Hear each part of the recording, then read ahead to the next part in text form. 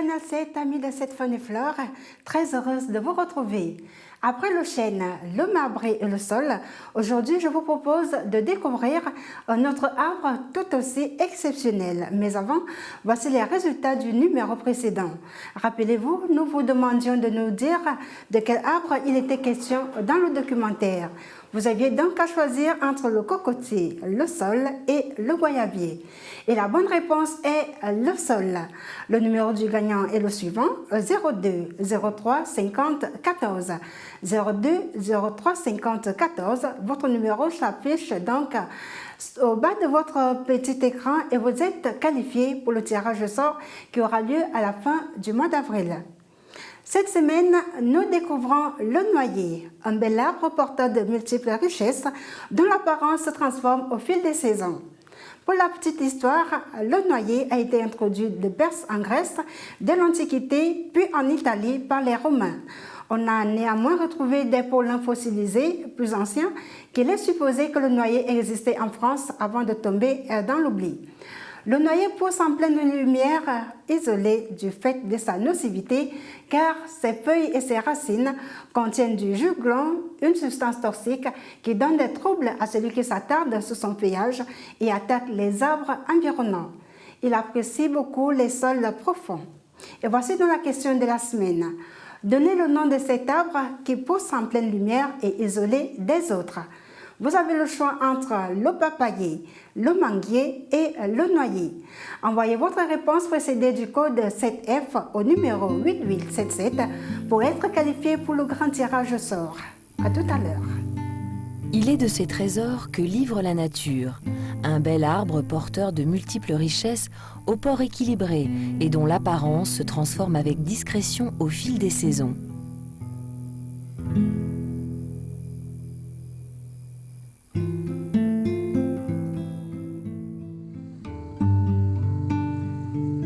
Posséder un noyer, c'est une bouffée de joie au moindre regard.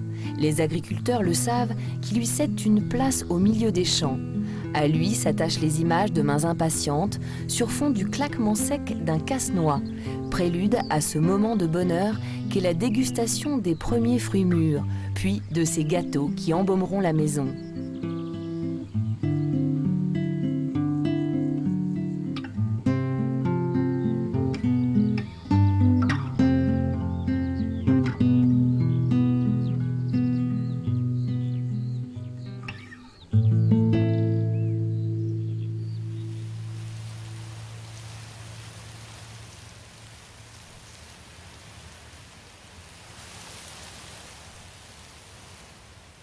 À le regarder attentivement, le noyer est un arbre vigoureux qui a pour lui d'harmonieuses proportions. Ni trop grand, ni trop petit, il est soutenu par un tronc généralement droit, qu'il soit solitaire ou en forêt. Son écorce évolue avec l'âge. Lisse et d'un gris argenté dans sa jeunesse, elle blanchit et se ternit avec la maturité, puis se fissure à mesure que l'arbre vieillit. Le noyer peut vivre jusqu'à 150, voire 200 ans. Certains disent 300, peut-être même davantage.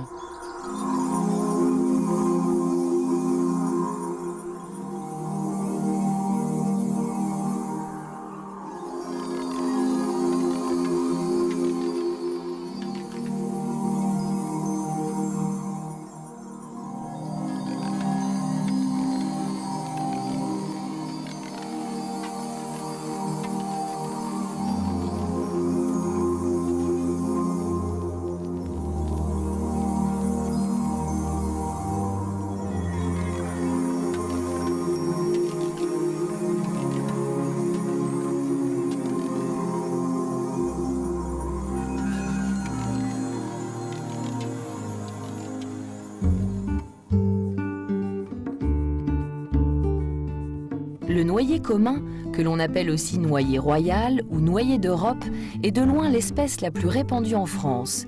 Il est le seul représentant capable d'essaimer par graines de la famille des juglandacées. Suffisamment haut pour inspirer le respect, sa frondaison plafonne souvent à 20-25 mètres. Son houppier est arrondi et lâche, ses branches puissantes.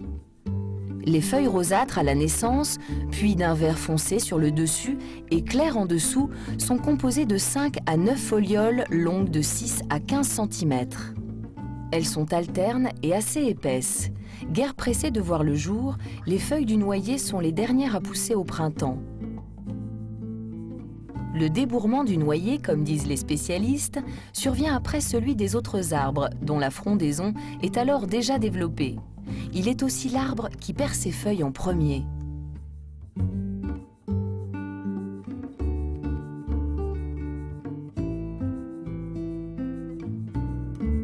On ne compte qu'une quinzaine d'espèces de noyers dans le monde, essentiellement dans l'hémisphère nord. Elles sont répandues dans les régions tempérées et subtropicales d'Eurasie et d'Amérique, mais sont naturellement absentes d'Afrique et d'Australie.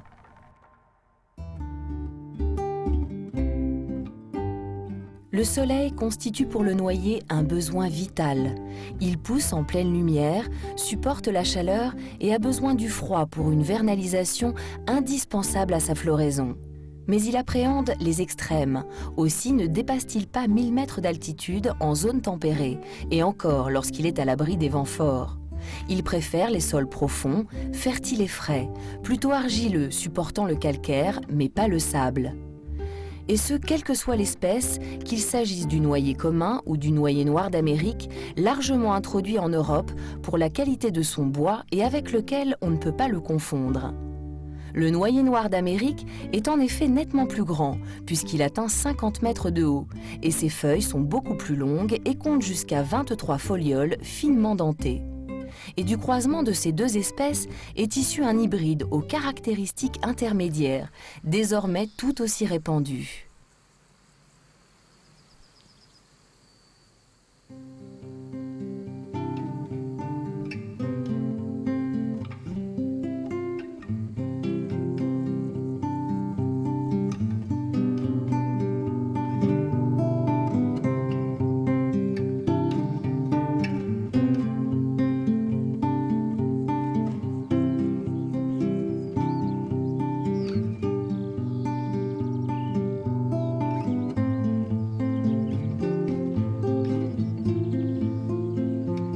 Grâce à leur reproduction spontanée, les noyers sauvages ne sont pas rares. En effet, l'arbre est monoïque, à savoir qu'il porte sur un même pied des fleurs mâles et femelles distinctes. À partir du mois d'avril ou de mai, les fleurs mâles très nombreuses pendent en chaton à l'apex des rameaux de l'année précédente.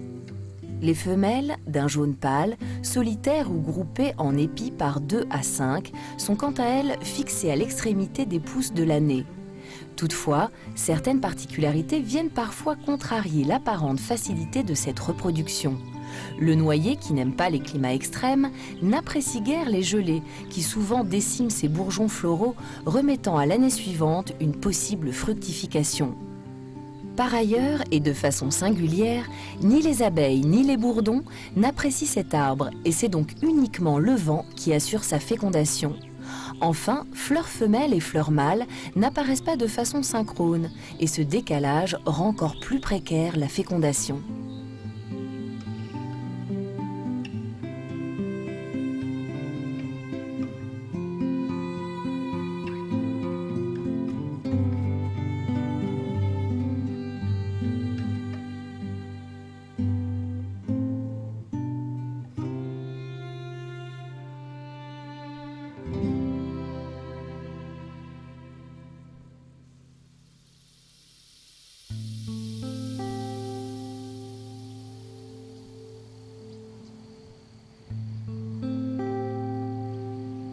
Le noyer commun est capable de se reproduire par essaimage de ses graines par les oiseaux ou les rongeurs.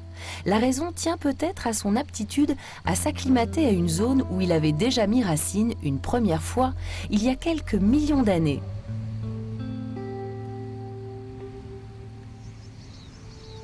Le noyer est apparu en France à l'ère secondaire lors de l'explosion des arbres à fleurs et à la faveur de conditions climatiques idéales. Il a ensuite proliféré dans nos régions pendant les périodes chaudes du Quaternaire, mais a vite déchanté avec l'arrivée des glaciations. La dernière, très rude, lui fut fatale, et il se retrancha dans les Balkans et en Crète, s'étendant jusqu'aux abords de la Chine. La découverte et la datation de pollen fossiles ont montré que c'est l'homme du bronze qui réintroduisit le noyer dans nos contrées. À cette époque, entre 2500 et 1000 ans avant Jésus-Christ, l'homme maîtrisait la métallurgie et assurait sa subsistance par la culture. Rien d'étonnant donc qu'il importât un arbre riche en substances nutritives. Cette introduction en France se fit à partir des Balkans, par la région grenobloise, qui demeure encore de nos jours la première région française productrice de noix.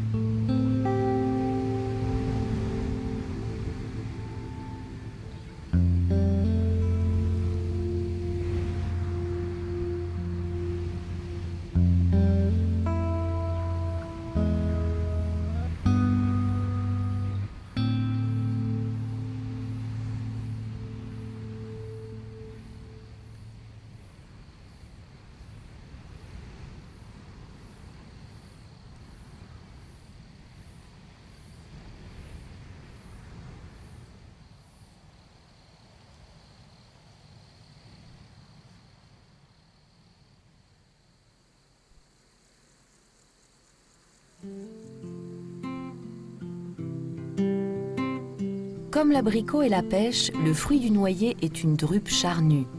La pulpe, protégée par une enveloppe externe lisse, verte et solide, renferme la graine qui seule est comestible. C'est en septembre que les fruits sont mûrs, lorsque le bog brunit en se ramollissant et laisse s'échapper en tombant la lourde noix au pied de l'arbre.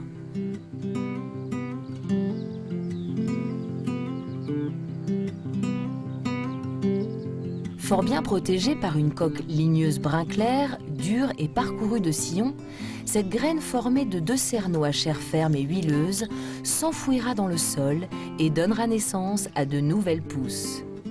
Mais à l'ombre de son géniteur et cantonnée à cet espace restreint, aucune pousse n'a de chance de survivre. D'où l'importance des écureuils, des corvidés, des geais, voire des canards qui, voraces et gourmands, s'emparent des noix libérées et souvent les laissent tomber plus loin avant d'avoir eu le temps de les manger.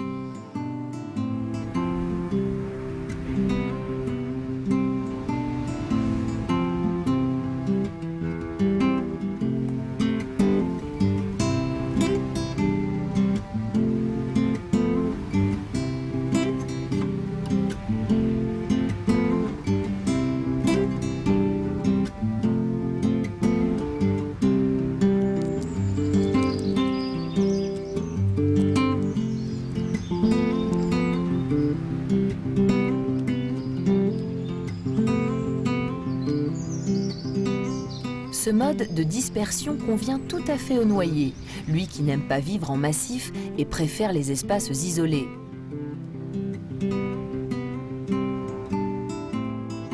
Bien qu'il se plaise aux côtés du chêne et du frêne, il est ainsi relativement peu fréquent en forêt. Plus encore, il empêche la croissance des plantes dans son voisinage. Ses feuilles et son écorce contiennent en effet une substance toxique, le juglone. Lessivée par la pluie, la toxine inhibe la germination des graines et altère la croissance des plantes sous-jacentes, exception faite de la plupart des fougères. Ainsi, le noyer élimine naturellement les éventuels compétiteurs. Il est dit que nul pommier ne peut survivre près d'un noyer.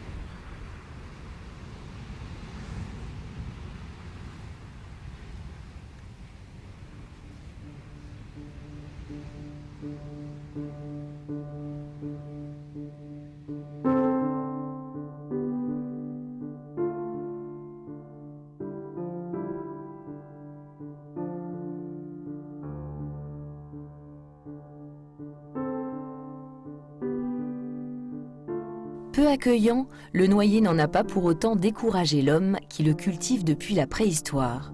Ces millénaires de cohabitation l'ont amené à attribuer à ce bel arbre maintes vertus.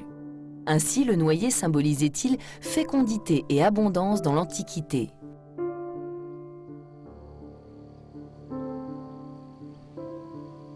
Les Romains le consacrèrent en le baptisant Juglans, du latin Jovis glans ou gland de Jupiter, tout en le considérant arbre de l'enfer et de Perséphone. Et parce qu'elle est si bien protégée, la noix devenait symbole religieux à la faveur des mariages. Elle plaçait les noces sous les auspices de Jupiter et les lancers de noix apportaient aux époux, désormais solidement ancrés l'un à l'autre, tels deux cerneaux, la protection et l'entente.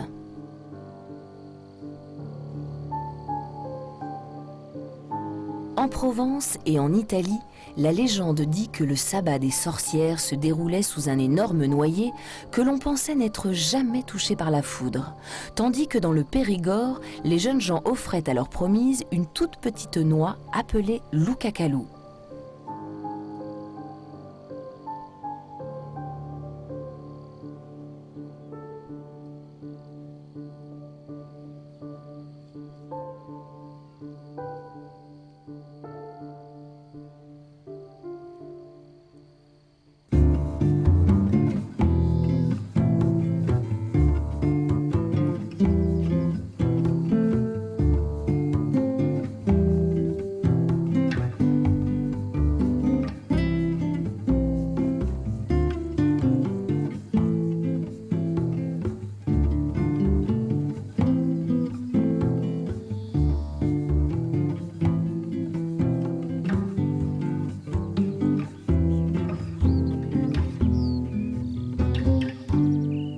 L'importance attribuée par l'homme au noyer tient avant tout à ses graines, source de vie. Quant à la qualité des noix, elle est intimement liée aux conditions climatiques.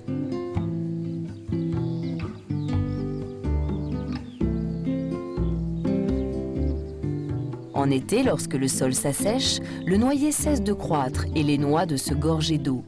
En septembre, quand les fruits sont à maturité, la chute des températures et l'augmentation de l'humidité provoquent l'éclatement des bogues qui libèrent les noix.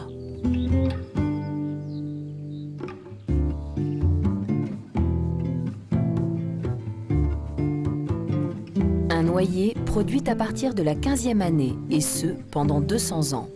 Mais au bout de 70 ans, sa production faiblit. Largement cultivé à partir du 19e siècle dans le Dauphiné et le Périgord, le noyer a fait la réputation de ces deux régions, les deux seules bénéficiant d'une appellation d'origine contrôlée. En 2004, avec près de 30 000 tonnes de noix et 1600 nuciculteurs, la France se classait en 6e position de la production mondiale, bien après la Chine et les États-Unis.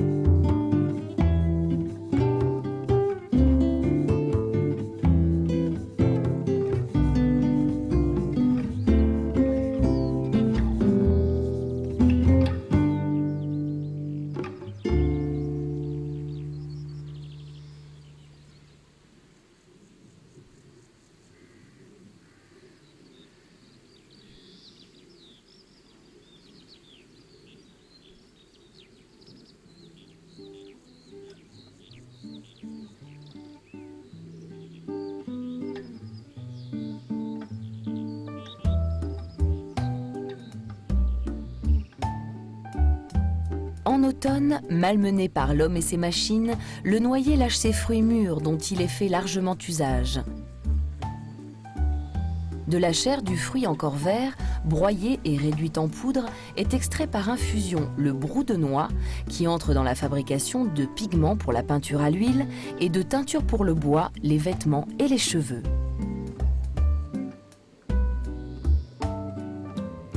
Les coques triées, calibrées puis séchées en séchoir à air chaud seront vendues entières pour la noix qu'elles renferment, ces deux cerneaux comestibles si délicieusement savoureux.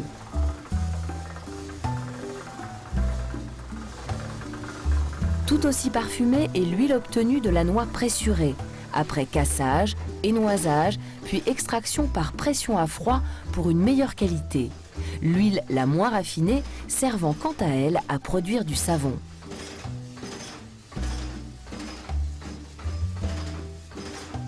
Et comme dans la noix, rien ne se perd, la coque peut être employée comme combustible pour démarrer un feu de cheminée, voire comme abrasif pour sabler des façades ou polir des pièces de haute précision en aéronautique.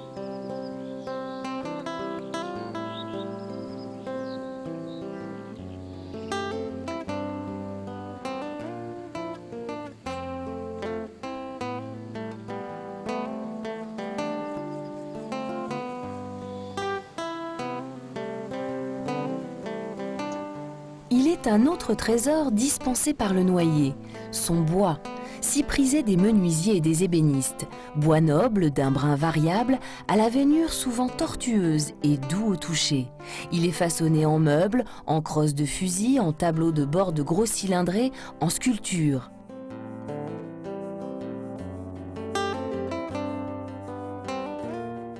Enfin, fortement veinée et très décorative, la racine du noyer, dite ronce, et les excroissances du tronc, formées de rejets avortés, que les menuisiers appellent loupes, s'emploient en plaquage et en marqueterie.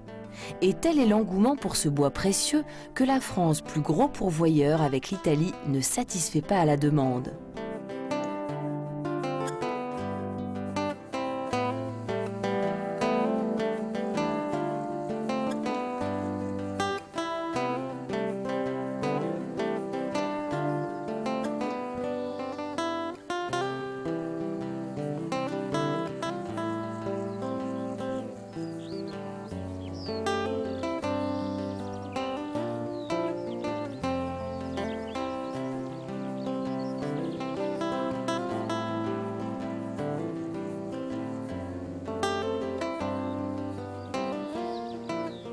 La générosité du noyer ne s'arrête pas là.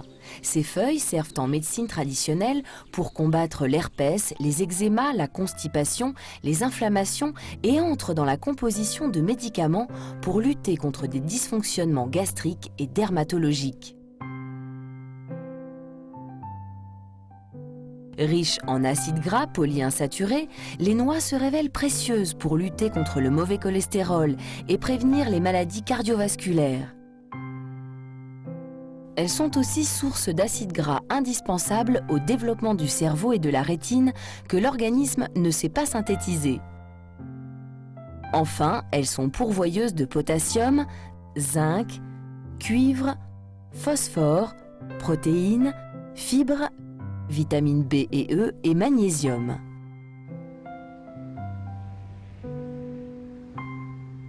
Savourer une poignée de noix, c'est ainsi prendre un cocktail énergétique anti-vieillissement et anti-stress.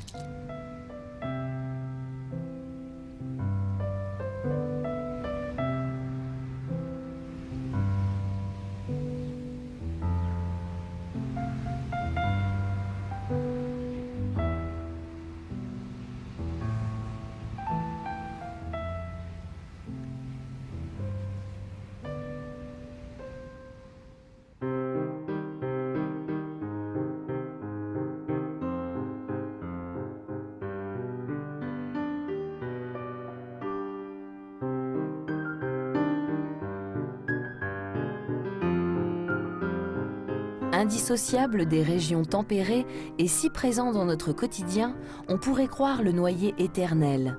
Pourtant, sa pérennité est mise à rude épreuve.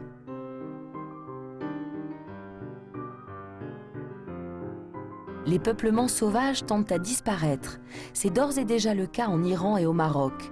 Or, ils sont source de régénération pour les exploitations du monde entier.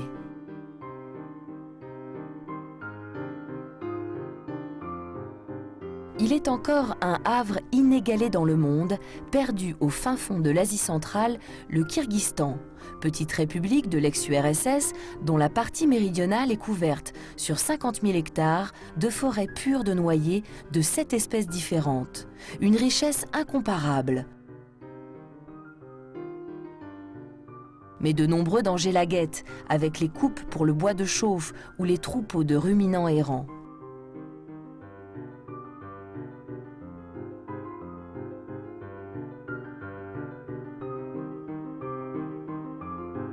Là encore, la vérité est criante. Protéger le noyer, c'est assurer une biodiversité vitale pour les générations futures. Et voilà, nous sommes donc de retour. Il faut également dire que le noyer est traditionnellement recherché pour son bois, tant en ébénisterie que pour la fabrication d'objets divers, dont les crosses de fusil. Le bois du noyer noir, dense et lourd, est également très apprécié, bien que d'une valeur plus sombre. Je vous rappelle donc la question de la semaine. Donnez le nom de cet arbre qui pousse en pleine lumière et isolé des autres. Vous avez le choix entre le papayer, le manguier et le noyer. Envoyez votre réponse précédée du code 7F au numéro 8877. Si votre numéro est donc sélectionné, vous serez qualifié pour le grand tirage au sort. Alors, à vos téléphones. Et n'oubliez pas, plus vous jouez, plus vous multipliez vos chances. Je vous dis donc à bientôt sur cette Faune et Flore.